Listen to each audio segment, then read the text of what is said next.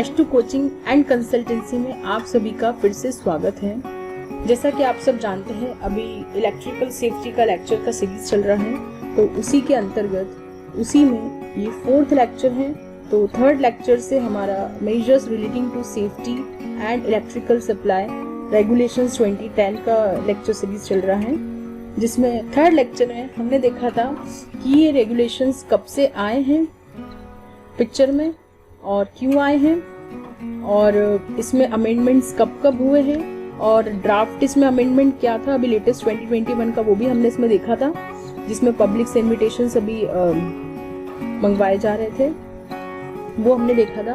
और मैंने पिछले लेक्चर में कहा था कि ये पूरा रेगुलेशन हम नेक्स्ट लेक्चर में डिस्कस करेंगे, तो आज ये रेगुलेशन हम पूरा डिस्कस करेंगे। तो इसके बारे में हम आज देखते हैं, राइट। और पुराने जितने भी लेक्चर्स है, लेक्चर 1, 2, 3, उसका लिंक मैंने नीचे डिस्क्रिप्शन बॉक्स में शेयर कर दिया है, और आगे आने वाले लेक्चर्स का डिस्क्रिप्शन लिंक्स भी मैं डिस्क्रिप्शन बॉक्स में शेयर करती जाऊंगी, राइट। और आप वैसे भी जब ये वीडियो देखते हैं तो यहाँ ऊपर टैग्स आते हैं कुछ, वो टैग्स में भी इसका लेक्चर का लिंक्स शेयर रहता है पुराने लेक्चर्स का।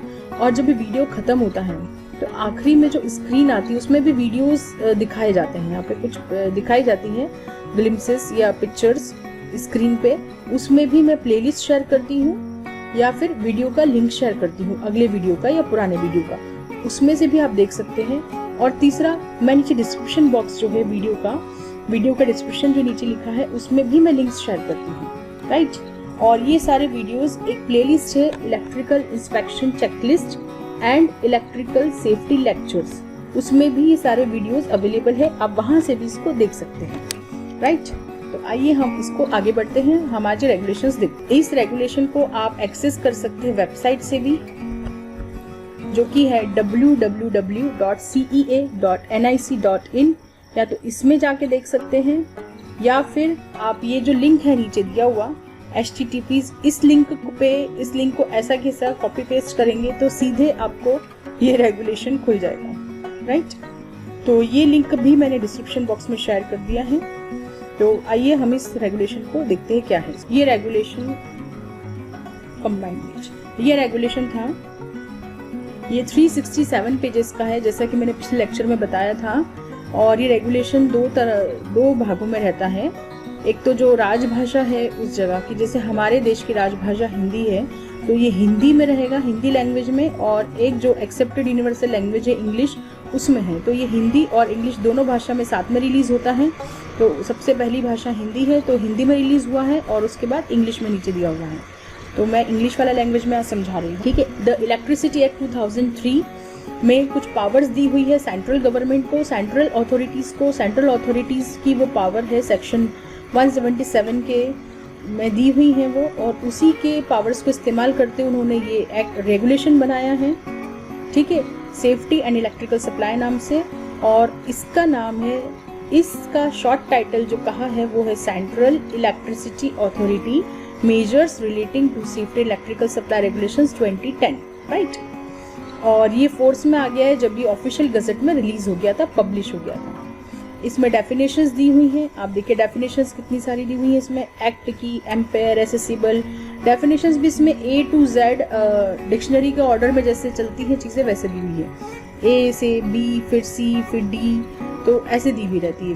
Bear, cable, circuit breaker, concentric cable, फिर conductor, conduit, connected load, covered, cutout, danger, dead, designated person, dead, and then फिर earthing system, enclose substation, enclose switch station, then flame proof enclosure, flexible cable, then guarded handheld portable apparatus, high voltage direct current, installation mean, intrinsically safe, increased safety type, inspector of mines, installation, intrinsically safe। एक बार हम पहले इसका पूरा glimpse ले लेते हैं कि इसमें क्या क्या है, फिर इसका हम डिटेल में जाएंगे, राइट।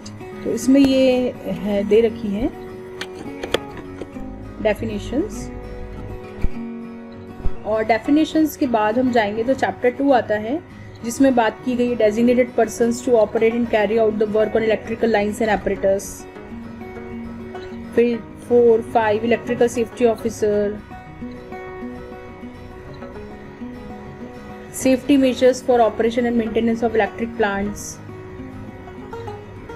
ये थोड़ा सा ब्लर हो गया है। Keeping of records and inspection thereof, deposit of maps, deposit of printed copies. तो इस तरह से इसमें करीब 10 चैप्टर्स दिए हुए हैं, राइट। जनरल चैप्टर 3 में जनरल सेफ्टी रिक्वायरमेंट्स है।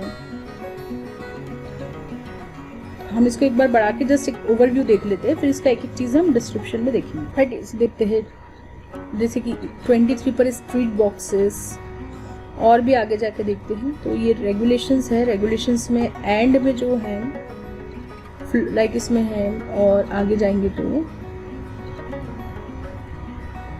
आखिरी में इसमें एनेक्शर्स होते हैं या कुछ नोटिसेस, एनेक्शर्स या फिर कुछ फॉर्म्स दिए रहते हैं किसी भी रूल्स रेगुलेशंस में, आखिरी में वही चीज़ें होती हैं। इसमें जैसे पार्ट 4 है, syllabus for engineers engage in the operation and maintenance of sub transmission and distribution system, O&M, operation and maintenance के लिए बोला गया है, तो उनके लिए सिलेबस भी दे रखा है।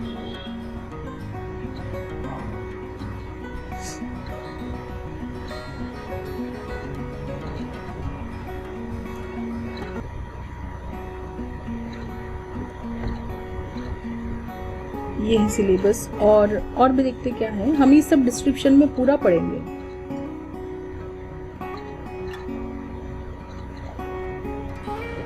फिर पार्ट 5 में सिलेबस दे रखा है for supervisors engage in operation and maintenance of sub transmission and distribution system है। तो ये इतनी चीजें दे रखी है, हम एक एक चीज सब देखते हैं, राइट। और नीचे जाते हैं तो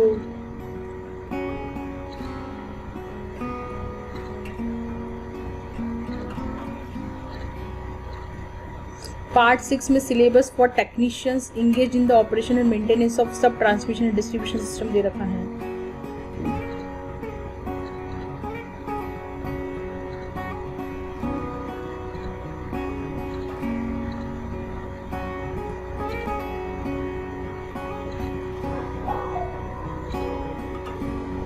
फॉर्म्स ऑफ इंस्पेक्शन रिपोर्ट दे रखा है, फॉर्म 1, तो ये सब दिया रहता है। एक रूल रेगुलेशन इसी तरह से बनता है, तो हम इसका शुरुआत से देखते हैं। 187 पेज से स्टार्ट हो रहा था, राइट। ये थोड़ा सा मेरे पास अच्छा कॉपी है, तो हम इसको देखते हैं, राइट। इसमें दे रखी है सब चीजें, हम ये थोड़ा सा अच्छा ब्लड नहीं दिख रहा है, हम इसी को देखते हैं। हम यहीं से एक एक चीज पे जाके देखेंगे। हम इंडेक्स पे जाते हैं। आई थिंक आज के लेक्चर में हम इंडेक्स ही कवर कर पाएंगे।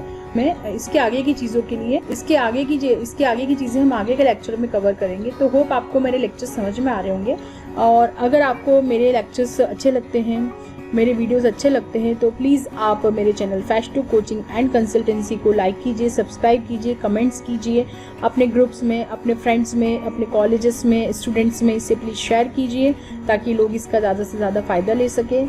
तब तक जल्दी ही मिलते हैं नेक्स्ट लेक्चर के साथ। तब तक के लिए धन्यवाद। Thank you.